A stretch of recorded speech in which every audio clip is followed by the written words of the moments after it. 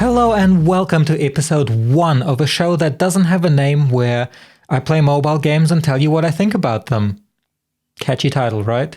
Today I'm going to talk about Hot Lap League, which I actually originally reviewed when it came out something like 6 months ago. I've replayed the game again for this video and it's had a few updates since, so I'll talk about those in a little bit. But first, what I'm going to do is I'm going to play the original review and then pause it in a few places to talk about it, but with some comments. And then we'll come back here and I'll talk about what I think about it today. Here we go.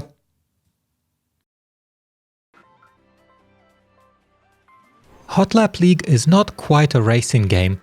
Every race is a time trial, hence the name Hot Lap, where you're trying to make it across the finish line as fast as possible.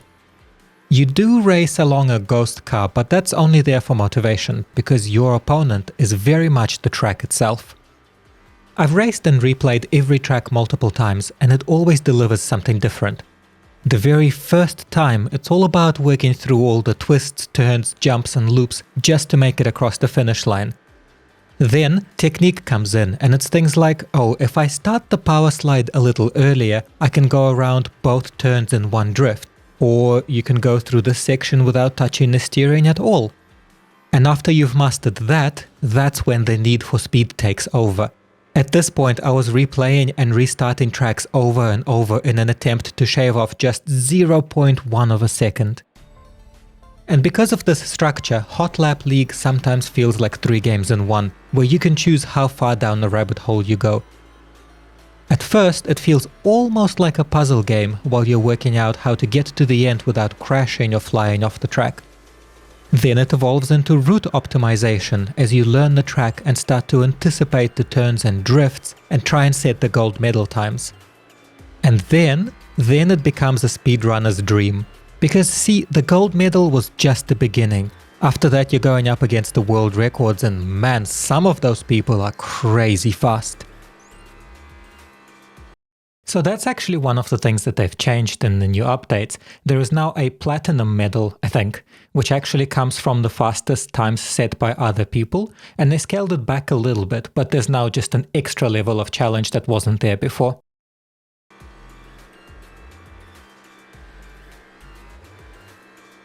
What's really interesting is that for a game that can get so precise, the controls are surprisingly simple. You can steer left and right or brake while the car accelerates automatically. And that sounds limiting at first, but it does leave a lot of room for technical skill and nuance.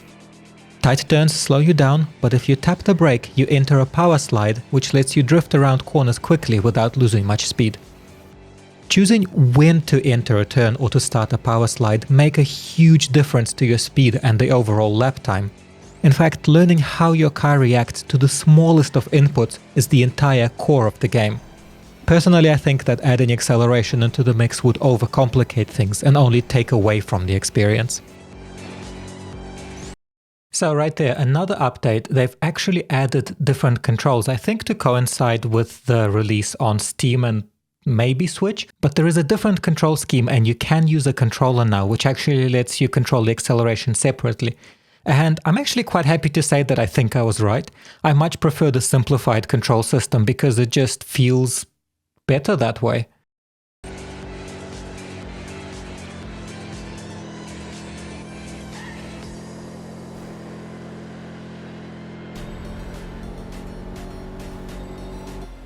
One thing that I really enjoyed about Hot Lap League is that you don't have to be a perfectionist to enjoy the game. While the track is your enemy, the ghost you're racing against is your friend. No matter your speed or skill level, the ghost opponent is very carefully chosen to be only slightly faster than your personal best. And there's nothing fun about being smoked so hard that you never see the other car, but that doesn't really happen here. Whether the ghost is the medal time for a track or another player's lap, they're always close enough to create a back and forth. Having these ghost opponents was actually one of the biggest reasons that I stuck with the game for so long, and I kept coming across names that I recognized and even had little rivalries with, going back and forth for the gold medal times.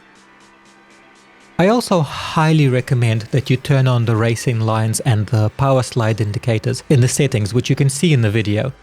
These were turned off for me by default, and turning them on actually really helped me understand how the opponents are approaching the track and what they're doing to get there faster than I did.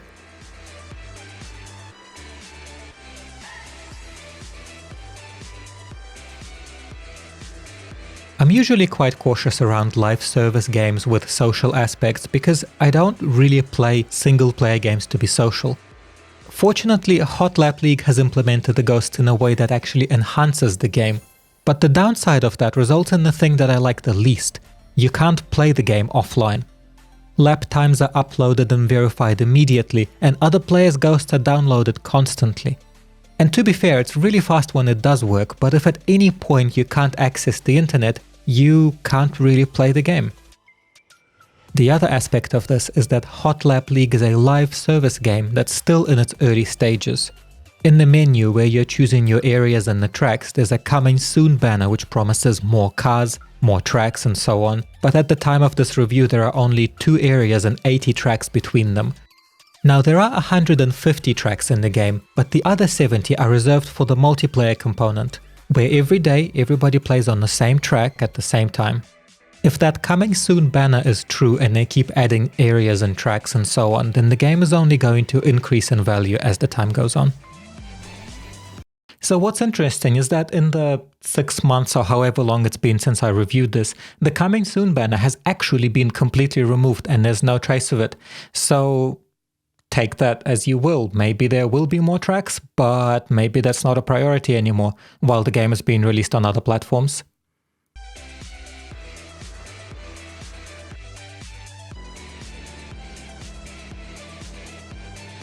Now, even though it's a premium game to begin with, Hot Lap League does have a few in-app purchases which are used to buy gold. This gold is only used to customize your car, so things like changing colors, decals, rims and so on. The good thing about it is that the core of the gameplay always stays the same and you can't buy your way to victory. But you know how this works: if you put flames on a car, it'll go faster, right? You can get a bunch of gold just by playing the game as well. There are daily missions that you can complete which award you with some gold. Competing in the daily race also gives you gold prizes. The higher you place, the more you get. It's not a huge amount, but it's a steady trickle and I didn't have a problem with it in the end. One thing that I did like though is that some customization options are tied to progression in the game. So some things you unlock by getting all silver medals in a zone, for example, some by getting gold and so on, which is a nice touch that I quite appreciated. Pretty much the only thing that I found disappointing is that you use gold to unlock different car models. Now again, this doesn't have any actual effect on the gameplay, but the different car designs are cool and of course I want them. Having spent a whole bunch of time with Hot Lap League, it feels absolutely fantastic. It sets out with the lofty goal of a console quality racing experience on mobile, and I actually think it succeeds. It's gorgeous, it has an absolutely stunning soundtrack, and it feels amazing to play. And that's hardly surprising, given that some of the team worked on Real Racing 3 and some of the Need for Speed games.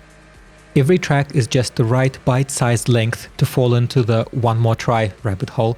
There are a few small things that irk me, but I forgive them for just how uncompromisingly good the main gameplay is.